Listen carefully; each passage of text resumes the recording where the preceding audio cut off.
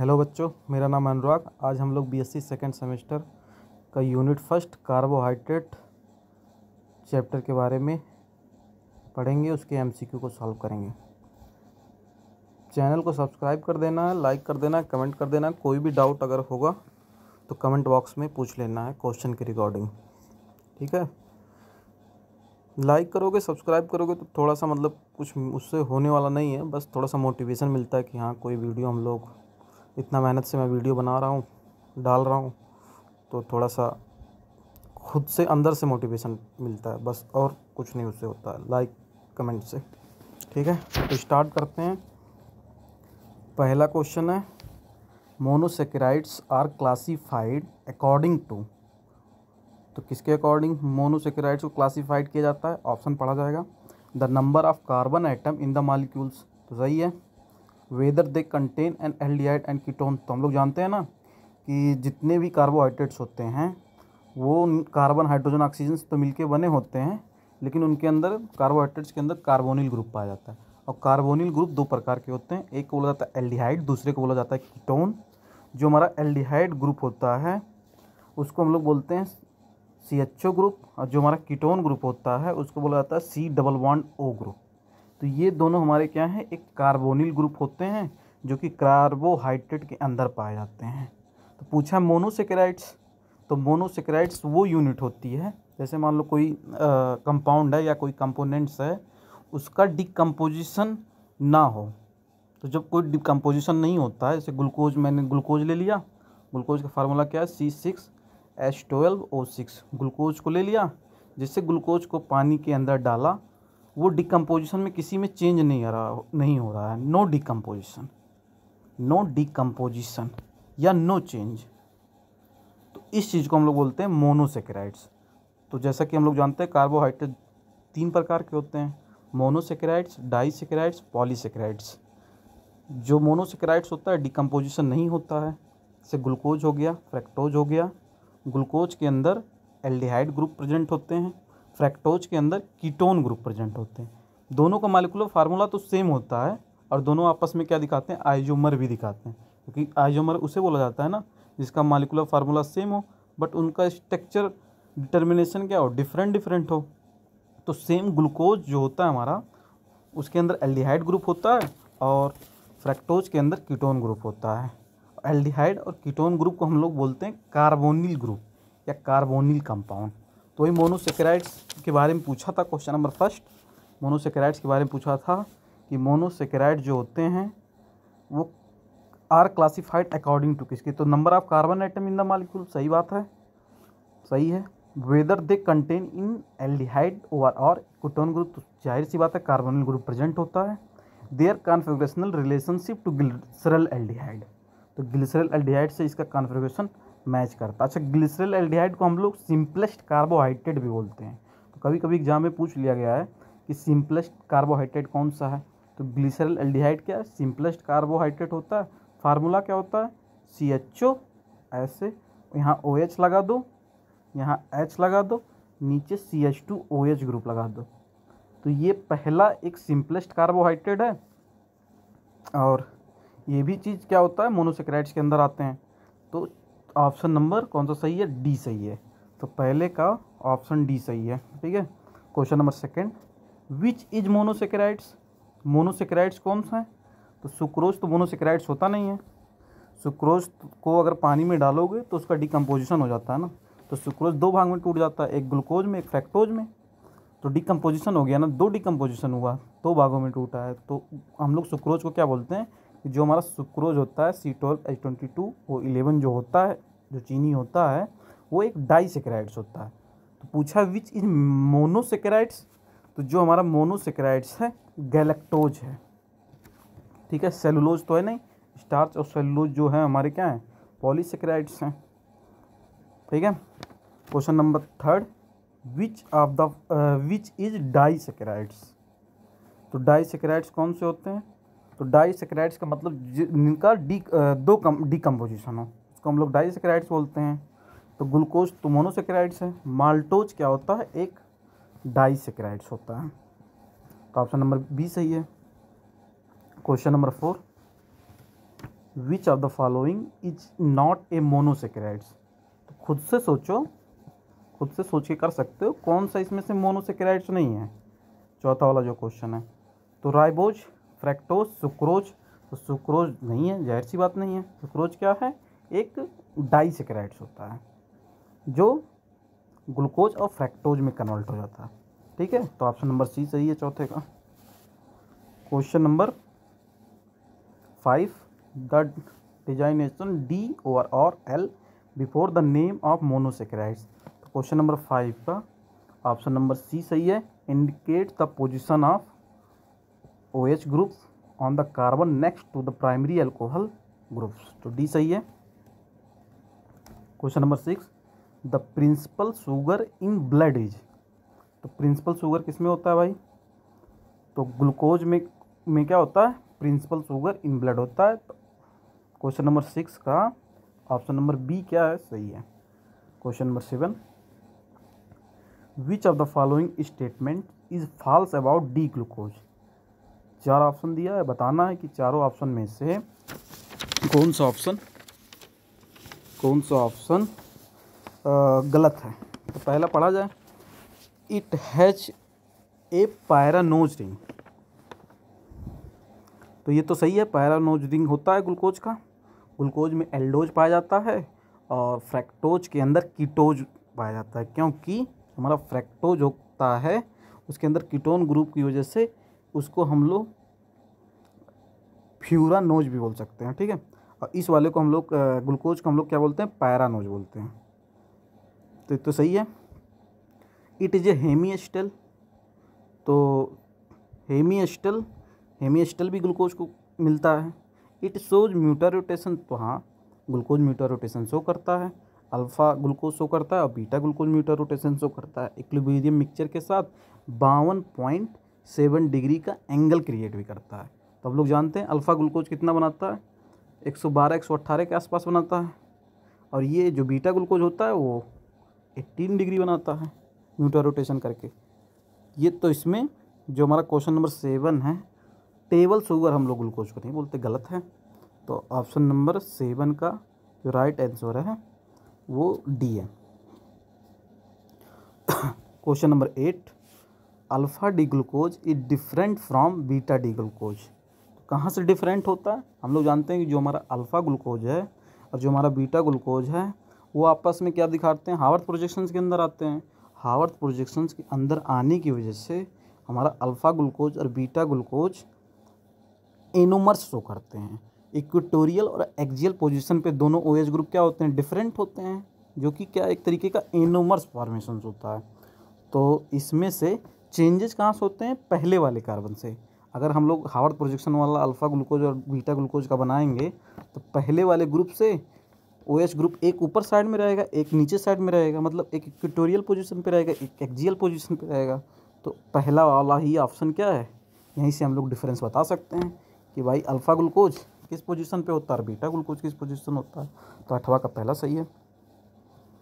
Question number 9, alpha D glucopyranose क्या होता है। तो एक तरीके का ये हेमी एसिटल होता है। तो पहला सही है। ठीक है। Question number 10, the number of asymmetric carbon atom in the alpha D glucopyranose molecule is.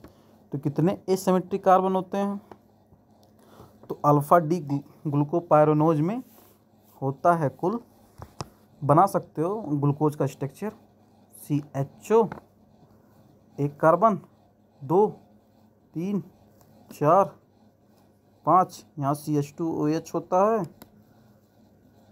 ठीक है, ये OH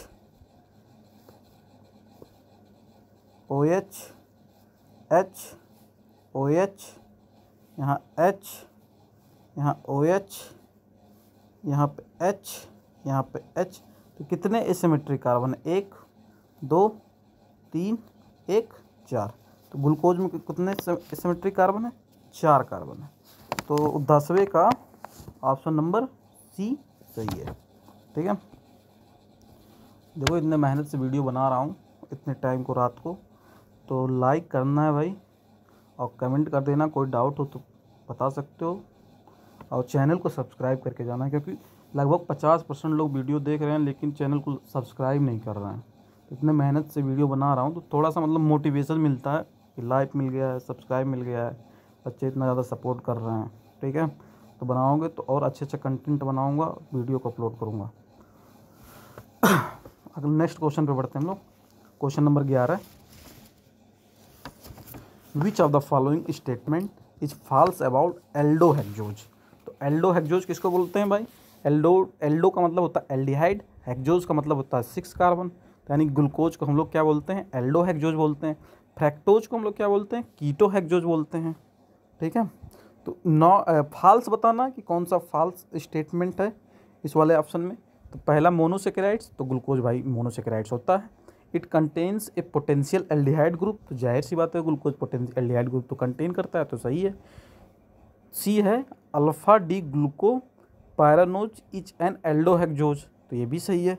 चौथा है फ्रैक्टोज इज एल्डोहेक्सोज, तो क्या फ्रैक्टोज एक एल्डोहेक्सोज होता है? बिल्कुल नहीं। फ्रैक्टोज क्या होता है? एक कीटोहेक्सोज होता है। तो ऑप्शन नंबर डी क्या है? सही है, मतलब फॉल्स है। फ्रैक्टोज एक एल्डोहेक्सोज ना होकर फ्रैक्टोज क्या होता है? एक कीटोहेक्सोज होता है, क्योंकि फ्रैक्टोज के अंदर क्या मिलता है? कीटोन ग्रुप पाया जाता है। ठीक है,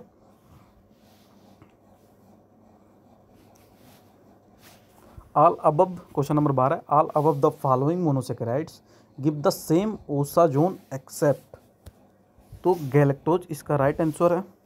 question number 13, mutarotation is a term related to, तो म्यूटा रोटेशन कहाँ होता है? इक्विलिब्रियम मिक्सचर्स के अंदर होता है, हाइड्रोलिसिस करवा के बनता है। और किस तरीके का प्रोजेक्शंस में हम लोग मीटा रोटेशन का यूज करते हैं? हार्वर्ड प्रोजेक्शन में यूज करते हैं। जो हमारा अल्फा ग्लूकोज और जो हमारा बीटा ग्लूकोज है उसी का इक्विलिब्रियम मिक्सचर बना के 52.7 डिग्री पे चेक किया जाता है। अल्फा ग्लूकोज का अलग एंगल क्रिएट होता है, बीटा ग्लूकोज का अलग एंगल क्रिएट होता है। अल्फा ग्लूकोज का 112 एंगल डिग्री का एंगल क्रिएट होता है और बीटा ग्लूकोज का 18 डिग्री एंगल क्रिएट होता है। ठीक है, तो टर्म पूछा है कि किससे रिलेटेड है, तो इंटर कन्वर्जन ऑफ एनोमर्स, तो जाहिर सी बात है म्यूटा रोटेशन में कौन पाया जा रहा है? Alpha glucose beta glucose, Harvard projection वाले। और इनका कैसा स्ट्रक्चर बनता है? साइक्लिक स्ट्रक्चर बनता है। ठीक है, और साइक्लिक स्ट्रक्चर बनने की वजह से कुछ ऐसा स्ट्रक्चर बनता है, यही वाला चेक किया जाता है। इन सबसे सारे में सेम होता है। OH ग्रुप यहाँ या OH ग्रुप यहाँ हो सकता है, तो उसी को अल्फ़ा बीटा ग्लूकोज हम लोग कहते हैं। तो ये कैसा है? साइक्लिक वाला फॉर्म है ना। और ऐसे वाले अल्फ़ा बीटा ग्लूकोज में हम लोग ईपीमर्स नहीं कैलकुलेट करते हैं, इसमें हम लोग एनोमर्स कैलकुलेट करते हैं, मतलब इंटर कन्वर्जन ऑफ कौन सा है? एनोमर। तो पहला ही ऑप्शन क्या है? सही है, इससे तो रिलेट नहीं करता, हाइड्रोलिसिस ऑफ सुक्रोज होता नहीं। तो mutarotation is a term related to inter conversion of anomers. ठीक है, वहीं सिंपल पूछता कि जो फिजिकल प्रोजेक्शन वाला ग्लूकोज है, सिंपल ग्लूकोज जो है, जिसका हम लोग अल्फ़ा बीटा ग्लूकोज नहीं बना रहे हैं, सिंपल है, फिजिकल प्रोजेक्शन वाला, ओपन चेन वाला है, तो उसके अंदर ईपीमर्स पाया जाता है। ईपीमर्स वो किसी न किसी कंपाउंड से ग्लूकोज हो गया, मैंने उससे क्या दिखाता है? ईपीमर्स दिखाता, तो उस टाइप का। ठीक है, नेक्स्ट क्वेश्चन की ओर बढ़ते हैं। Question number 14, the causes of mutarotation, तो म्यूटा रोटेशन का रीजन क्या है?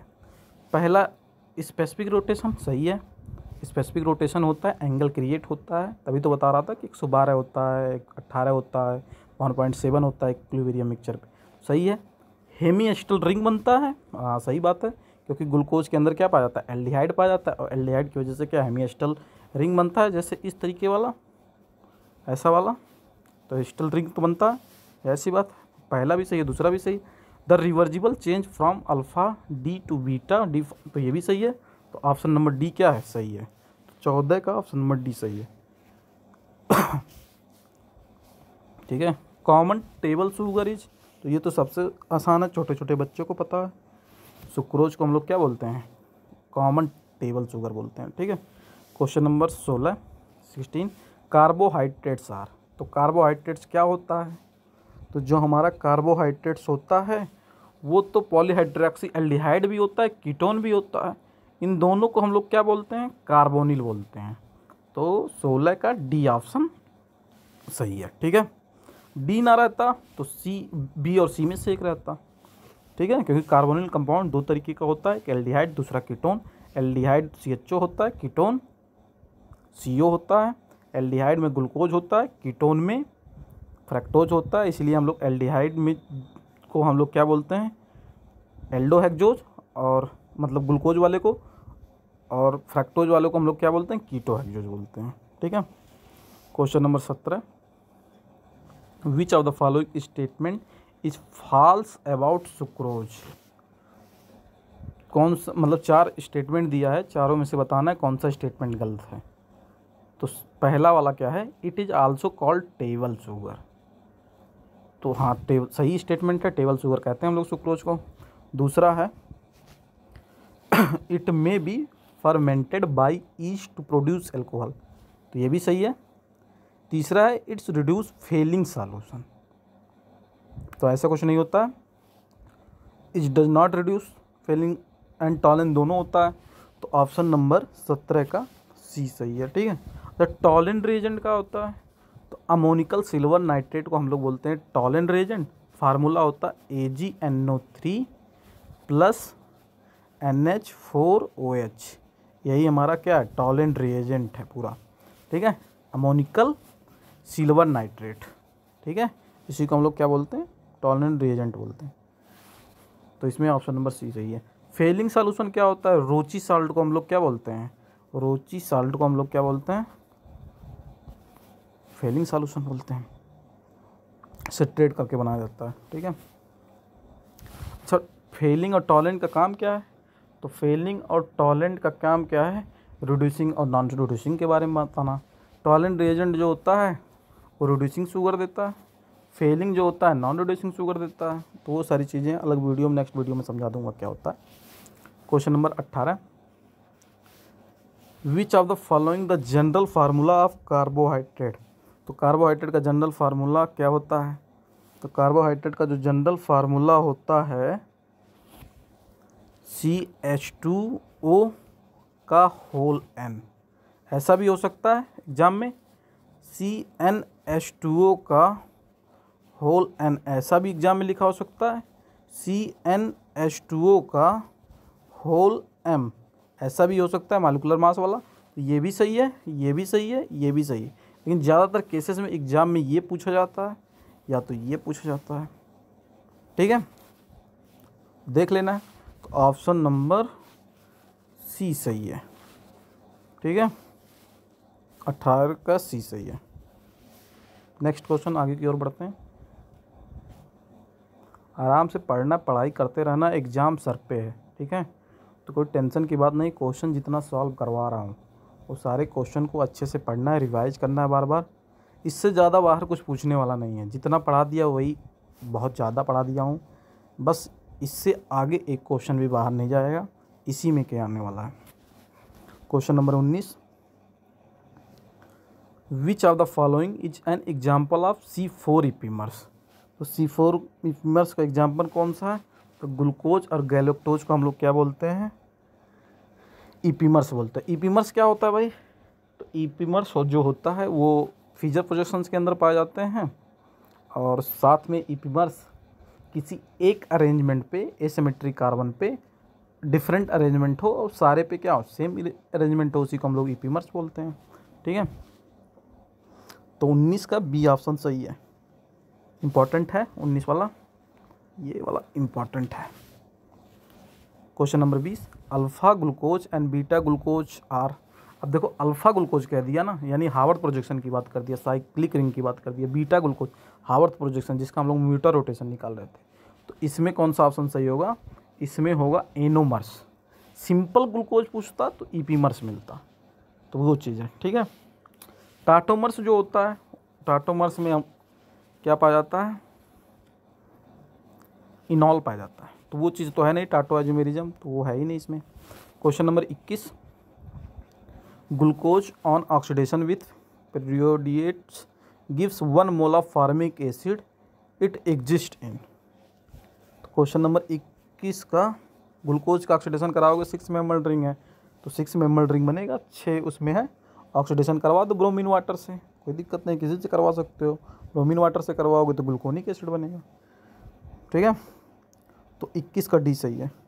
Question number 22, glucose when react with 3 moles of phenyl hydrazine. तो जब भी glucose 3 moles of phenyl hydrazine से रिएक्शन करता है, तो फेनिल हाइड्राजीन का फार्मूला क्या है? फेनिल हाइड्राजीन C6H5NH2, इसको बोला जाता है फेनिल हाइड्राजीन। ठीक है, C6H5NH2। तो जब भी ग्लूकोज इसके साथ रिएक्शन करेगा तो बनाता है ओसाजोन, ये। ठीक है, ऑप्शन ए सही है। क्वेश्चन नंबर 23, एक carbohydrate found in milk is. तो लैक्टोज मिलता है लैक्टोज के अंदर। ठीक है, और किस तरीके का प्रोटीन मिलता है? केसीन प्रोटीन मिलता है दूध में, मिल्क में। दूध तो पीते ही होगे। ठीक है, अच्छे से पढ़ाई करना है और सेहत का ध्यान रखना है। सेहत अगर रहेगा तो भाई सब कुछ है। अब पढ़ने भी मन लगेगा, कंसंट्रेशन के साथ अच्छे से पढ़ाई करोगे। ठीक है, और लाइक कर देना, जो चीज़ समझ में नहीं आएगा उसको कमेंट कर देना है। ठीक है, आगे टाइम ना लेते हुए आगे की ओर बढ़ते हैं, आगे अगला क्वेश्चन सॉल्व करवाते हैं। Question number 24, when glucose react with HI या फास्फोरस इट गिव्स। तो क्या बनता है जब ग्लूकोज रिएक्ट करता है? तो आइसोपेंटेन। कौन सा क्वेश्चन है? 24 ना। तो हेक्सेन बनाएगा। क्या बनाएगा? हेक्सेन बना जाएगा। ग्लूकोज रिएक्ट करेगा तो एल्डिहाइड ग्रुप क्या हो जाएगा? जो CHO ग्रुप है, ग्लूकोज का जो स्ट्रक्चर था, ये CHO ग्रुप जो था, यहाँ पे CH2OH ग्रुप था, और OH ग्रुप जो सारी चीज़ें थी किस में कन्वर्ट हो जाएगा? हेक्सेन में। तो ऑप्शन नंबर बी सही है, N हेक्सेन बनाएगा। ठीक है, question number 25, glucose on oxidation with products gives 1 moles of formaldehyde, it exist in form of 6 membered ring. 25 का 5th मेंबर्ड रिंग। ठीक है, तो कितना रिंग बनाएगा? 5th मेंबर्ड रिंग बनाएगा। ठीक है, उस चीज़ को करेक्ट कर लेना। 5th मेंबर्ड रिंग बनाएगा जब भी फॉर्मल्डिहाइड से होगा। अभी यही ग्लूकोज जो ये यहाँ पे क्वेश्चन नंबर 21 था, 6 मेंबर्ड रिंग बना रहा था, फॉर्मिक एसिड वहाँ था, और यहाँ पे फॉर्मल्डिहाइड है ना, फॉर्मल्डिहाइड की वजह से ये 5th मेंबर्ड रिंग बनाएगा। वो चीज़ ध्यान रखना आपको। ठीक है, question number 26, open chain glucose on oxidation with periodate give. तो क्या बनता है? तो फार्मिक और फॉर्मल्डिहाइड दोनों बनता है। फार्मिक SCOOH फार्मिक बोलते हैं, IPSC नोमेनक्लेचर मेथेनोइक है। फॉर्मल्डिहाइड SCHO, इसको बोला जाता है मेथेनॉल।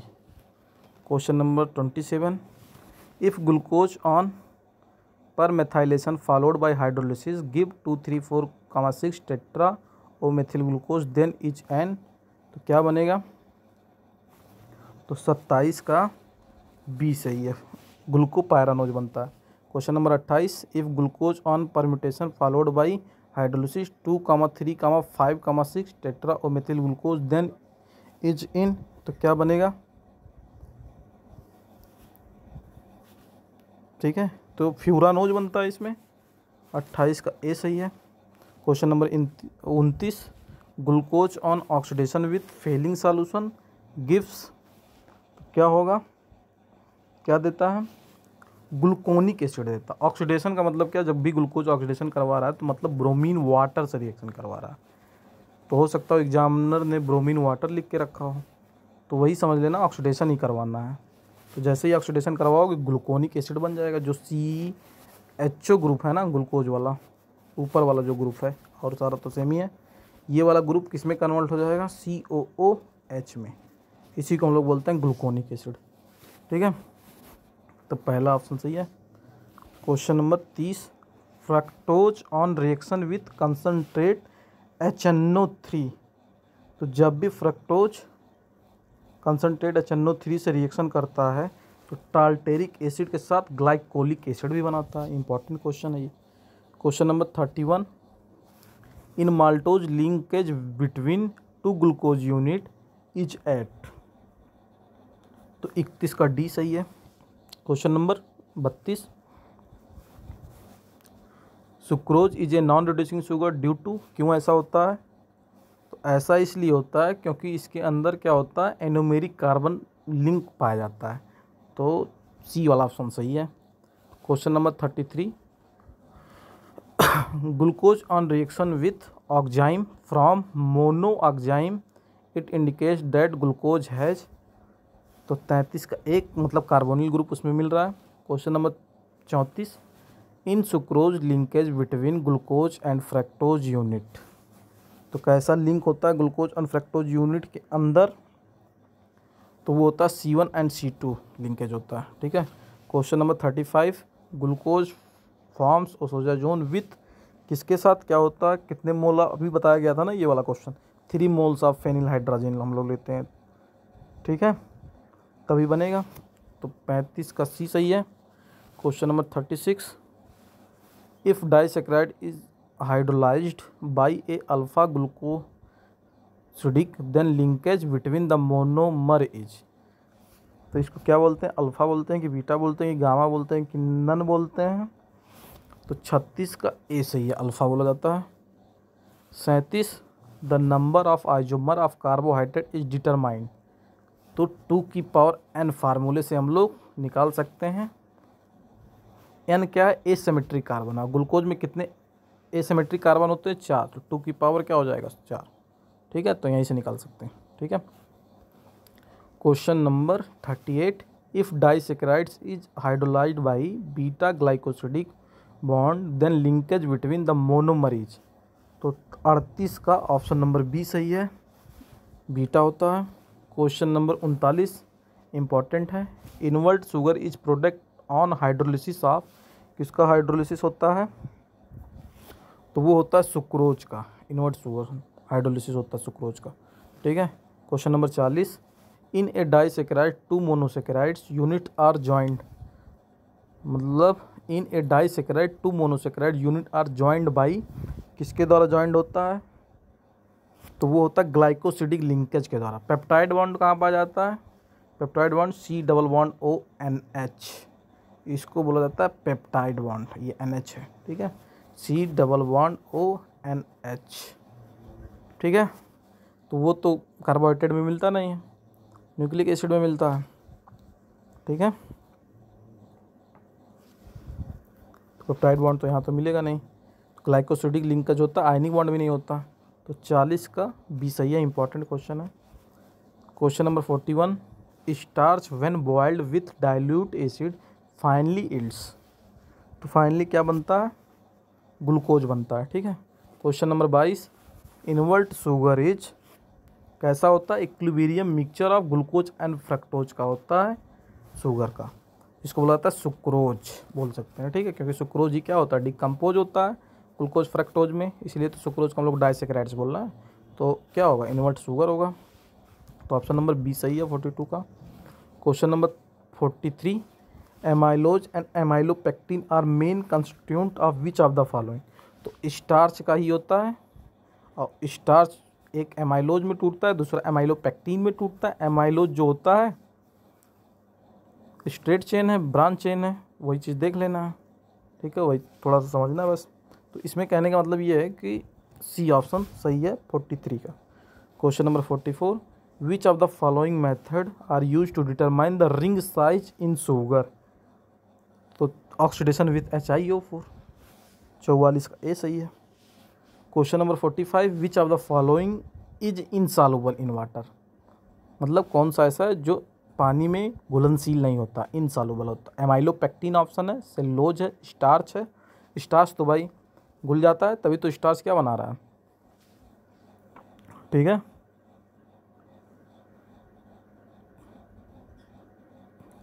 से स्टार्च क्या घुल जाता तो क्या बनाएगा, ग्लूकोज फ्रक्टोज बनाएगा ना, नहीं सॉरी, एमाइलोज और एमाइलोपेक्टिन बनाएगा ना, सुक्रोज ग्लूकोज और फ्रक्टोज बनाता है, एमाइलोज और एमाइलोपेक्टिन बनता है। तो इसमें से 45 का ऑप्शन नंबर डी सही है। ठीक है, सेलुलोज भी नहीं। अच्छा, स्टार्च और सेलुलोज किस तरीके के सेकेराइड्स होते हैं, एक पॉलीसेकेराइड्स होता है। एमाइलोपेक्टिन कहाँ से मिलता है, स्टार्च का पार्ट होता है। क्वेश्चन नंबर 45, सेलुलोज, तो सेलुलोज के अंदर अल्फा ग्लाइकोसिडिक बॉन्ड के साथ बीटा ग्लाइकोसिडिक बॉन्ड होता है। ठीक है, और उसके साथ साथ बीटा नहीं होता, ठीक है। ग्लूकोज के अंदर सेलुलोज के अंदर अल्फा ग्लाइकोसिडिक बॉन्ड होता है और साथ साथ में उसका ब्रांच चेन स्ट्रक्चर मिलता है। तो 45 का ऑप्शन नंबर डी सही है, glycosidic and high branch. Beta glycosidic linkage नहीं होता है सेलुलोज के अंदर, ये चीज़ ध्यान रखना, ठीक है। Question number 46, Kiliani Fischer synthesis can be use to convert. Kiliani Fischer synthesis जो होता है किस में यूज किया जाता है, किस तरीके के कन्वर्ट के लिए। तो एल्डोपेंटोज को अगर एल्डोहेक्सोज बनाना है, अगर मान लो मेरे पास लोअर कोई कार्बोहाइड्रेट है, उस लोअर कार्बोहाइड्रेट को हायर कार्बोहाइड्रेट में चेंज करना है, तो हम लोग किडनी सिंथेसिस का यूज लेते हैं। तो पहला ऑप्शन 46 का ए सही है। Question number 47, the reagent which is used in rough degeneration.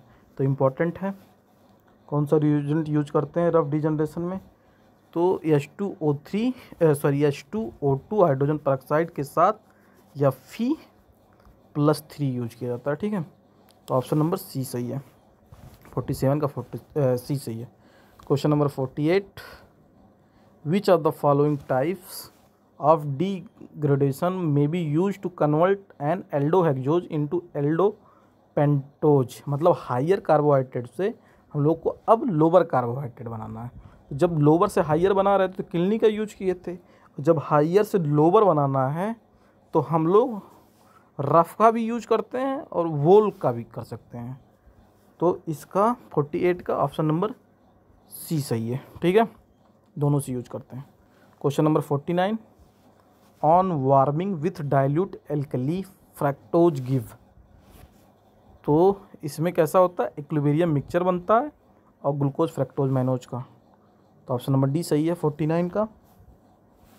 Question number 50, glucose on oxidation with nitric acid.